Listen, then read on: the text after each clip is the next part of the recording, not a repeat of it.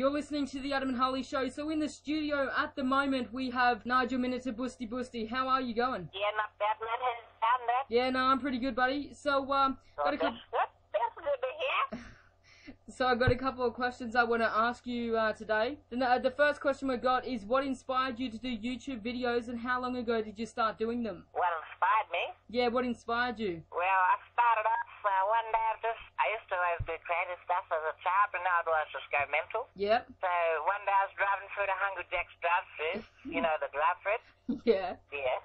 And I just decided to pull my phone out, and I went mental, right? Yep. And then I showed a couple of friends, and they're like, "Oh, that's pretty good. Just put it on the internet." Yep. Let's put it on the computer, and then people like it. They done a phone calls, done a couple more phone calls, put them on the internet. Yep. And people really like it, you know? Yep. They just went from that and just kept doing it and didn't stop, you know? And Yeah, no, that's it. sounds good. So yeah. the inspiration come from Hungry Jack's drive-thru. Well, the drive-thru didn't inspire me in itself. I think it's quite ordinary, to be honest with you. It's just a drive-thru, but but it was my own craziness coming through, you know? It's my real personality that I don't normally do unless I speak in Noonga. Okay, Nigel. So on YouTube you go under the name of Nigel Miniter Busty Busty. Now, how did you come up with that name, and why did you come up with that name? Well, I came up with that name because if I used my normal name, it wouldn't be as funny. Yep. And Nigel was an Aboriginal kid at my school. Yep. So I remember, I just started using Nigel all the time, and then Miniter Busty Busty. I got to be honest with you, I'm not too proud of that. One of my calls, I forget which one. I think it's Defence Force or something. Yep. I got put on the spot for what my last name was, so I had to make it up, and I'm not too happy with it, to be honest with you. Yeah, no, I reckon it's pretty good anyway. Well, thank you very much, Harley. I'm glad you liked it. So, Nigel, what's your most embarrassing moment? My most embarrassing moment? You mean as Nigel? Yeah. What's your most embarrassing moment? Yeah. Most embarrassing moment? Oh, I don't know. I don't really get embarrassed, to be honest with you. I just do my thing. I don't really care what anyone thinks, so... Yeah, I've never been embarrassed.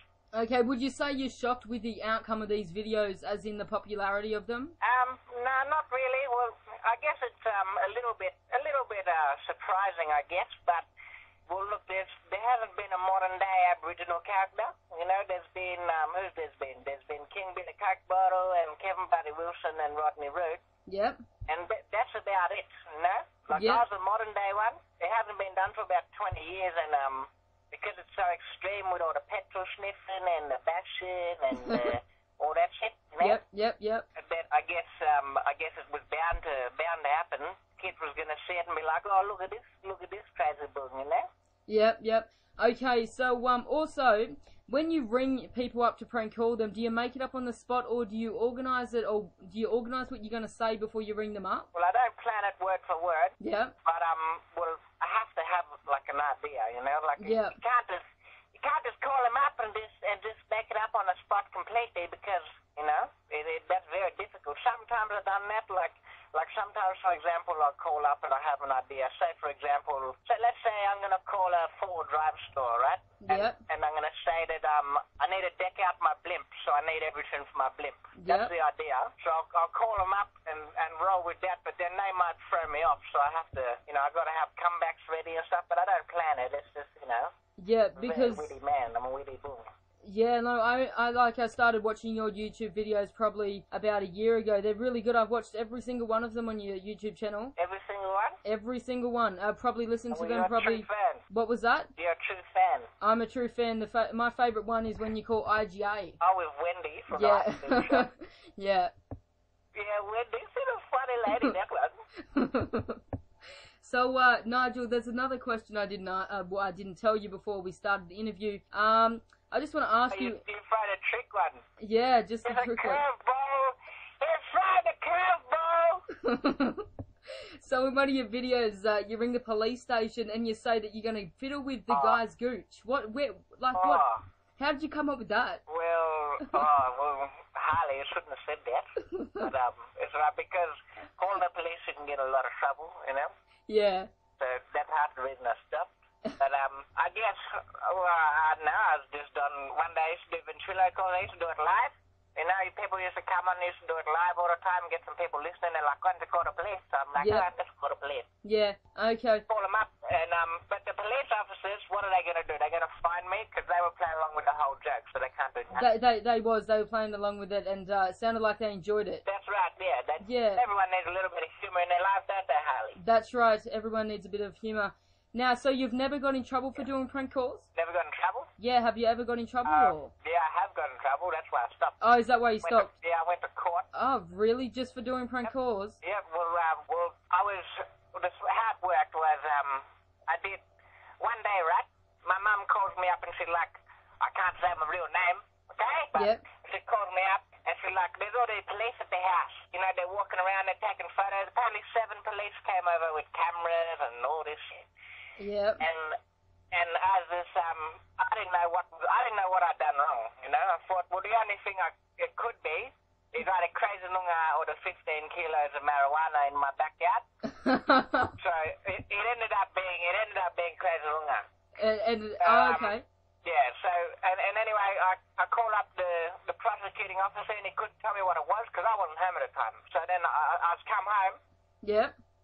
And they've interviewed me, and, you know, they've gone through the whole works. Yep. And the prosecuting officer, he was actually a nice guy, and he thought it was really funny. You know, he liked everything about it.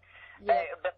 When they were interviewing me, they couldn't stop laughing. And I was just talking normally, but they couldn't stop laughing because they thought it was so funny. Yep, yeah. And then he's like, all right, well, let me go away and come up with a result. And then a couple of months later, he's like, yeah, we have to, you know, we've got to prosecute you. I'm sorry, the DA or whatever his name is, that man, you know, Yep. policeman. Yep. He said, yeah, we got to find him. And he said he didn't want to do it. He thought it was funny. But it really annoyed me, to be honest with you. I got no faith in the justice system anymore because, you know, all I did was a 19-year-old kid making a couple of phone calls. Yeah, And, yeah. I don't know how many people out there I've made laugh compared to the amount of people that I've made sad. I reckon I made a lot of people laugh out there. So. Well, you've made a lot of people laugh, and I'm one of them. Well, that's good to hear. It just sucks that... It's very refreshing, Harley. It just sucks that you've got in trouble for doing prank calls when it's really not even that bad, and it's pretty funny, actually.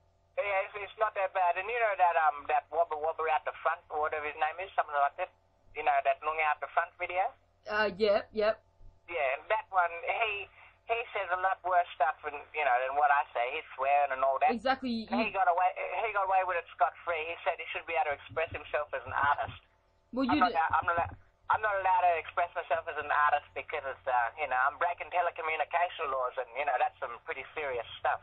Yeah, well, but you don't even swear in any of your YouTube videos, so I don't know why it bothers them. Yeah, I do. I refrain the language and everything. I never swear once. Yeah, exactly. So I don't know why you got in trouble. So Nigel, last question. What's your favourite song at the moment, buddy? My favourite song at the moment? Yeah. Oh. Can I get 2? Yeah, sure. What's your first one? I hope other people like them. Well, first one will be, alright, let me think. We'll start off with a new one. Yeah. It's called, It's Changed the Way You Kiss Me. I forgot that I have by, but it's good. So it's Changed the Way You Kiss Me? Yeah, you'll find it. Yep. You know that? Yep. Yep. And then the second one, Comfortably Numb by Pink Floyd. So the second one, Comfortably Numb by... Who's it by? Pink Floyd. Pink Floyd. Yeah, man. Okay, then no problem. Well, thank you a lot for doing an interview with The Adam and Harley Show. Yeah, you're welcome, mate. Thank you. I appreciate it. That's right. Fun. I haven't done this in so long. Sorry if the voice is a little bit off. It really has been about 2 years. You've done a great job. A little bit. My testicles have grown, so it's not the same, innit? You've done a great job, Nigel. Thanks, mate. You take care. You too. You're listening to The Adam and Harley Show, and we'll put that song right on for you right now. Thank you for the interview, Nigel. And it goes like this. Take me by the tongue and I know